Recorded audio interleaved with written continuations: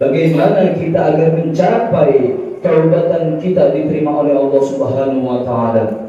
Yang pertama, yang menjadi syarat yang paling utama adalah menyesal atas dosa yang telah kita kerjakan. Yang kedua, berhenti dari perbuatan dosa tersebut. Dan yang ketiga, bertekad kuat untuk tidak mengulangi perbuatan tersebut. Dan yang keempat, mengembalikan hak manusia jika dosa berkaitan dengan orang lain.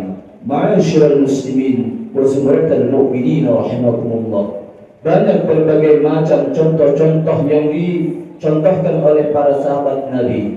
Salah satunya yang dapat kita ambil adalah peristiwa Fudail bin Iyad.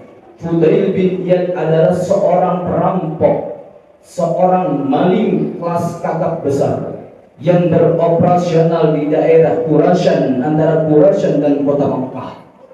Fudail bin Iyad selalu merampas hak-hak orang lain, selalu merampas hak-hak kafilah yang membawa harta bendanya. Fudail bin Iyad disinilah sebagai perampok yang paling jahanam, perampok yang paling ditakuti. Suatu ketika ia menyatroni seorang rumah, seorang wanita tanpa disengaja.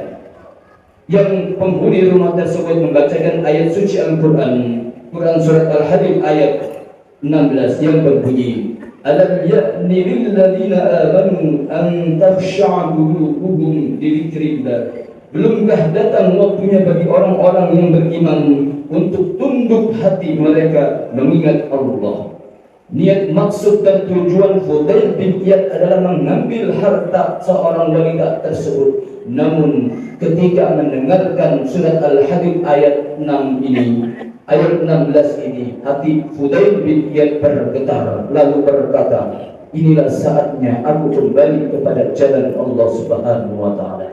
Kesimpulannya adalah seburuk apapun manusia, sehina apapun manusia, bagi yang memiliki dosa kecil maupun besar, kalau di dalam hatinya mempunyai niat dan tekad yang kuat untuk bertobat kepada Allah, untuk memohon ampunan di jalan Allah, maka Allah akan mengangkat derajat orang tersebut. Ma'asyiral muslimin wa zumratal mu'minin rahimakumullah. Kisah dari Fudail bin Iyad ini menginspirasikan kepada kita bahwasanya dulu Fudail bin Iyad sebagai seorang penjahat, ketika terketuk oleh lantunan ayat suci Al-Quran, disinilah Fudail bin Iyad kembali ke jalan Allah Subhanahu wa taala, dan disitulah taubatnya Fudail bin Iyad diterima oleh Allah Subhanahu